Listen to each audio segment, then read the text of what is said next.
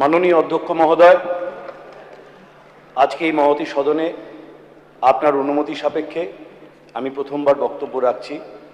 সম্মানীয় সদনকে আমি আমার শুভেচ্ছা এবং কৃতজ্ঞতা জ্ঞাপন করি। সম্মানীয় মুখ্যমন্ত্রীকে আমাকে এই সুযোগ দেওয়ার জন্য ধন্যবাদ জ্ঞাপন করি। মাননীয় অধ্যক্ষ মহোদয়, যে বিল নিয়ে আজকে আমরা আলোচনা করছি, it is to amend the West Bengal backward classes other than scheduled castes and scheduled tribes, reservation of vacancies in services and posts Act 2012. এই আলোচনায় সময় মাত্র 13 মিনিট, কিন্তু এটা 14 বছরে একটা যুদ্ধের ইতিহাস। আমি যদি প্রথমেই বলি যে it is a classic example of intellectual dishonesty, অর্থাৎ বুদ্ধিজীবী সুলভ মিথ্যাচারের এটা একটা দুর্দান্ত উদাহরণ হতে পারে আইন জগতের এবং সংসদের সামনে। It is also an exceptional example of institutional corruption, অর্থাৎ প্রাতিষ্ঠানিক দুর্নীতিরও এটা একটা খুব কালো অধ্যায়, যার বিরুদ্ধে আমাদের সম্মানীয় মুখ্যমন্ত্রী লড়াই ঘোষণা করেছেন। আমি প্রথমেই খুব ছোট করে এর ব্যাকগ্রাউন্ড সম্পর্কে বলতে চাই। মাননীয় অধ্যক্ষ মহোদয়, সোশ্যালি ব্যাকওয়ার্ড ক্লাসেদের আইডেন্টিফাই করার প্রথম প্রক্রিয়া শুরু হয়েছিল কাকা কেলকার কমিশনের মাধ্যমে, যারা রিপোর্ট সাবমিট করেছিল 31শে ডিসেম্বর 1980-তে, যে রিপোর্টটা রিজেক্টেড হয়েছিল।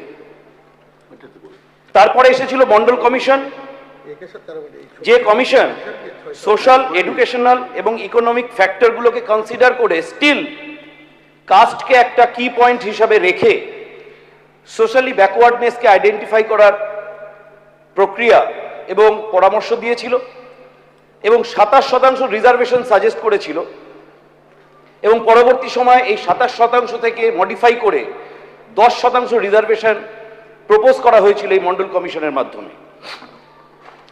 এরপরে একটা ল্যান্ডমার্ক জাজমেন্ট আসে অনারেবল সুপ্রিম কোর্টের, Indra Sawhney and others versus Union of India and others. এর সাইটেশন আমরা পাবো 1992 সাপ্লিমেন্টারি ভলিউম 3 এসসিসি পেজ 847-এ।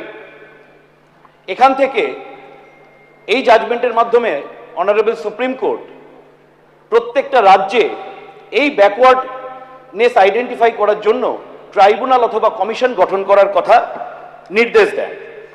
এই নির্দেশ অনুসারে 1993 সালে পশ্চিমবঙ্গেও এই কমিশন গঠিত হয়, যেটা West Bengal commission for backward classes এই হিসাবে চিহ্নিত হয়, এবং নোটিফিকেশন ডেটেড মার্চ 3, 1993। এই কমিশন,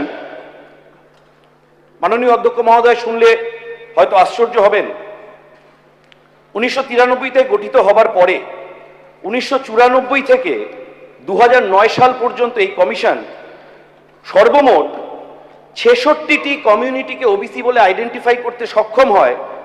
অর্থাৎ 15 বছরে 66টি কমিউনিটিকে আইডেন্টিফাই করা যায় পশ্চিমবঙ্গে ওবিসি তালিকাভুক্ত করার যোগ্য হিসাবে, যার মধ্যে 54টি কমিউনিটি হিন্দু এবং 12টি কমিউনিটি মুসলিম হিসাবে আইডেন্টিফাইড হয়। আশ্চর্যের ব্যাপার হলো 2011-তে বিধানসভা নির্বাচন হয়, তার ঠিক এক বছর আগে ফেব্রুয়ারি 8, 2010-এ তৎকালীন বামফ্রন্টের মুখ্যমন্ত্রী বুদ্ধদেব ভট্টাচার্য কলকাতার বুকে একটি প্রকাশ্য জনসভা থেকে ঘোষণা করেন যে পশ্চিমবঙ্গের সরকারি চাকরিতে তৎকালীন সরকার মুসলমানদের, আমি স্পেসিফিক্যালি বলছি মুসলিম ধর্মাবলম্বীদের 10% সংরক্ষণের সুবিধা দেবে।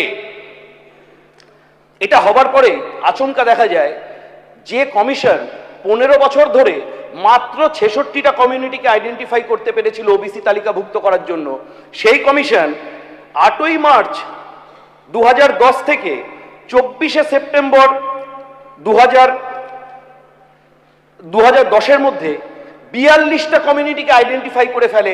অর্থাৎ আপনি যদি গণনা করেন মার্চ, এপ্রিল, মে, জুন, জুলাই, আগস্ট, সেপ্টেম্বর, অর্থাৎ 6 থেকে 6.5 মাসের মধ্যে 42টা কমিউনিটি আইডেন্টিফাইড হয়ে গেল। এবং কি পদ্ধতিতে হলো, কারা করলো, সেটা নিয়ে একটা বিস্ময়ের অবকাশ রয়েছে। এই যে 42টা কমিউনিটি আইডেন্টিফাইড হলো, ভাবতে অবাক লাগে কোন জাদু বলে 42টা আইডেন্টিফাইড কমিউনিটির মধ্যে 41টা কমিউনিটি মুসলমান ধর্মাবলম্বী এবং মাত্র একটি কমিউনিটি হিন্দু কমিউনিটি যারা ওবিসি স্ট্যাটাস লাভ করার যোগ্যতা অর্জন করেছিল। মাননীয় অধ্যক্ষ মহোদয়, এই ঘটনার পরে কমিশন এই টোটাল পূর্বে 66টা এবং পরের 42টা টোটাল 108টা কমিউনিটি ঘোষণা হবার পরে সম্পূর্ণভাবে পদ্ধতিকে উপেক্ষা করে এদেরকে ওবিসি কমিউনিটির মর্যাদা দেয়। এবং মাননীয় অধ্যক্ষ মহোদয়, আপনার অবগতির জন্য জানাই যে টোটালি 108টি কমিউনিটির মধ্যে যে 56টি কমিউনিটি এবং এই 108টি কমিউনিটিকে ওবিসি এ এবং ওবিসি বি এই দুটি ভাগে ভাগ করা হয়। ওবিসি এ হিসাবে আইডেন্টিফাই করা হয় মোর backward class among the backward, অর্থাৎ তারা নাকি বেশি পিছিয়ে পড়া, এবং বি হচ্ছে সিম্পলি ব্যাকওয়ার্ড। এই ওবিসি এ তালিকাভুক্ত করা হয় 56টি কমিউনিটিকে, যে 56টি কমিউনিটির মধ্যে দেখা যায় 49টি কমিউনিটি মুসলিম ধর্মাবলম্বী এবং 7টি মাত্র হিন্দু ধর্মাবলম্বী, এবং ওবিসি বি বাকি 52টি ক্যাটেগরিকে রাখা হয়। এই যে 49টি কমিউনিটি ওবিসি এ তালিকাভুক্ত হলো মুসলমান ধর্মাবলম্বীদের মধ্যে থেকে, তাদের মধ্যে 2010 সালের আগে মাত্র আইডেন্টিফাইড হয়েছিল 12টি মুসলিম কমিউনিটি, এবং 2010 সালের এই মাত্র 6.5 মাসের মধ্যে 37টা মুসলিম কমিউনিটিকে ওবিসি এ মর্যাদাভুক্ত করা হয়। অর্থাৎ এই পরিসংখ্যান থেকে এটা খুব পরিষ্কার বোঝা যাচ্ছে যে এই ওবিসি এ ওবিসি বি ক্যাটেগরাইজেশন ক্লাসিফিকেশনের মূল উদ্দেশ্য ছিল সাম্প্রদায়িক তোষণ, সংখ্যালঘু তোষণ এবং সর্বাঙ্গীনভাবে এই সংরক্ষণের সুবিধা মুসলিম ধর্মাবলম্বী ব্যক্তিদের রাজনৈতিক পরিপ্রেক্ষিত থেকে পাইয়ে দেওয়ার জন্য। অধ্যক্ষ মহোদয়, এর সাথে আমি আরো একটি বিষয় উত্থাপন করতে চাই। একটি আরটিআই হয়, যে আরটিআইয়ের উত্তরে 24শে সেপ্টেম্বর 2010-এ রাজ্যের কমিশন জানায় যে তাদের সাথে কোনো রকম কোনো কনসালটেশন না করে এই ওবিসি এবি ক্লাসিফিকেশন করেছিল সরকার। অধ্যক্ষ মহোদয়, আপনাকে জানাই এই ওবিসি এবং বি ক্লাসিফিকেশনের সংখ্যাটা শুনলে সদন হয়তো অবাক হবে। 1,72,00,000 মানুষকে এই ওবিসি এ তালিকাভুক্ত করা হয়েছিল যারা মুসলিম সম্প্রদায়ভুক্ত। এই সামান্য সময়ের মধ্যে কোন ইনফ্রাস্ট্রাকচার নিয়ে, কত সংখ্যক কর্মী নিয়ে এই ক্লাসিফিকেশনের কাজ হয়েছিল তার সদুত্তর তৎকালীন সরকার বা তার পরবর্তী সরকারও দিতে পারেনি। মাননীয় অধ্যক্ষ মহোদয়, আপনার অবগতির জন্য জানাই, যখন আমাদের পূর্ববর্তী সরকার আদালতে হলফনামা দেয় এই সংক্রান্ত মামলায়, তাতে দেখা যায় যে তারা বলছে যে এই সংক্রান্ত যে আইডেন্টিফিকেশনের প্রসেস, ওবিসি কমিউনিটি আইডেন্টিফিকেশনের প্রসেস, এই প্রসেস কমিশনকে বাইপাস করে কাদের উপর ন্যস্ত করা হয়েছিল? দুটো সংগঠনের নাম উঠে আসে। সদন হয়তো আশ্চর্য হবে শুনলে, দায়িত্ব ন্যস্ত করা হয়েছিল ওয়েব কুটা এবং এবিটি এর উপর, যাদের এই ধরনের কাজ করার কোনো রকম সেট আপ, ইনফ্রাস্ট্রাকচার বা অভিজ্ঞতা কোনোটাই ছিল না।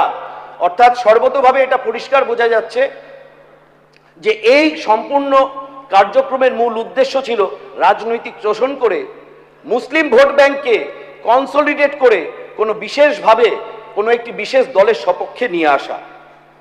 মাননীয় অধ্যক্ষ মহোদয়,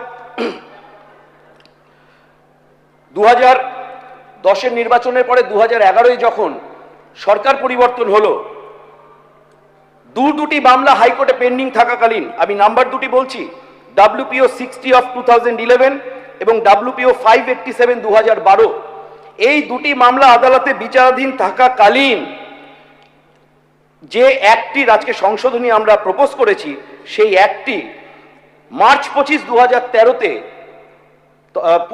পূর্বতন রাজ্য সরকার এই সদনে ইন্ট্রোডিউস করে এবং পাস করে। এর বিরুদ্ধে মামলা হয় WPO 1160 অফ 2012। সেই মামলা পেন্ডিং থাকাকালীনও আরো নতুন 37টি কমিউনিটিকে ওবিসি তালিকাভুক্ত করা হয়। অর্থাৎ আমরা এখানে দেখতে পেয়েছি যে এখানে আমরা সদনের সামনে পরিষ্কার হবে যে এই মামলায় Kolkata high court, honourable Calcutta high court বারে বারে জুডিশিয়ারির লেজিসলেচারের মান্যতাকে ঊর্ধ্বে তুলে ধরতে চেয়েছেন, কিন্তু তৎকালীন সরকার এই সদনে বসে এই লেজিসলেচারের মান্যতাকে অবমর্যাদাকর করেছেন।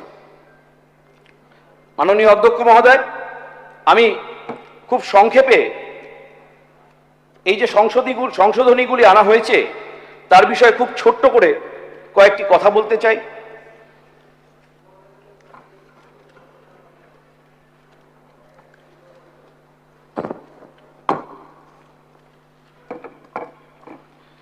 এই সংশোধনীর যে সেকশন 2H, এই 2H সম্পর্কে আমি বলতে চাই। The state legislature on one hand, by reason of the first part of section 2H, has taken over the power to identify and declare classes as backward under article 16(4) of the constitution, yet a parallel power on the other hand has been conferred on the executive to declare classes as OBCs by legislature by the enactment of the second part of section 2H. The state executive was already conferred with the power to declare classes as OBC under inter alia article 16(4) read with article 46 of the constitution. The state legislature in its wisdom chose to enact law and streamline the process of declaring classes as OBCs and make provisions for its implementation by way of the Act of 2012. To therefore parallelly reserve similar powers once again to the executive under a statute is ex facie illegal and arbitrary. অর্থাৎ আইনে যখন এই সদনে 2012-র অ্যাক্টটা পাশ করে লেজিসলেচারের হাতে OBC কমিউনিটির আইডেন্টিফিকেশনের কমিশনের সাথে পরামর্শ সাপেক্ষে অধিকার এই মহতি সদনকে দিয়েছে, এই মহতি সদনকে দেওয়ার পরেও প্যারালালি একটা আইন রাখা, যে আইনে এক্সিকিউটিভের হাতে দায়িত্ব নষ্ট করে দেওয়া, যে এই সদনের মহতি সদনের উইজডমকে বাইপাস করে এক্সিকিউটিভের মাধ্যমে ওবিসি কমিউনিটি আইডেন্টিফাই করা এবং ঘোষণা করে দেওয়া, এটা x FSSAI illegal and arbitrary. মহোদয়, এই প্রভিশনের একটাই অর্থ ছিল, যখন মহামান্য কলকাতা হাইকোর্টের নির্দেশ অনুসারে এই সদনে 22 মে 2024-এ অনারেবল ক্যালকাটা হাইকোর্টের landmark judgement passed by Honorable Justice Tapabrata Chakraborty and Honorable Justice Rajasekhar Mantha, তাতে পরিষ্কার বলা হয়েছিল যে এই সংক্রান্ত বিষয়গুলো, এই সেকশনগুলোকে স্টার্ট ডাউন করে দিয়ে, যেগুলো নিয়ে বিতর্ক ছিল, মামলা ছিল, এদেরকে স্টার্ট ডাউন করে দিয়ে সদনে সদস্যদের সামনে বিল পেশ করে বিস্তৃত আলোচনা করতে হবে। তৎকালীন আমাদের বিরোধী দলনেতা ছিলেন বর্তমান মুখ্যমন্ত্রী শ্রী শুভেন্দু অধিকারী মহোদয়। তিনি 30 সেকেন্ড অনারেবল স্পিকার স্যার, তিনি বারে বারে এই সদনে চেঁচিয়ে বলেছিলেন দাঁড়িয়ে, আমরা টিভিতে সেই সম্প্রচার দেখেছিলাম, যে এই বিলের উপর এই সদনে আলোচনা হওয়া দরকার আছে। সেদিন তৎকালীন স্পিকার মহোদয় টিফিন ব্রেক ঘোষণা করে দিয়ে আলোচনাকে বন্ধ করে দিয়ে একতরফা ভাবে এটাকে পাশ করিয়ে দিয়েছিলেন। আজকে আমি 30 সেকেন্ডে শেষ করে দিচ্ছি। আজকে আমার বক্তব্যে এইটুকুনি থাকলো যে আজকের এই যে সংশোধনী, এটা অত্যন্ত যুগোপযোগী, বাস্তবোচিত এবং আইনসম্মত। আমি এই সংশোধনীকে সর্বতোভাবে সমর্থন করি।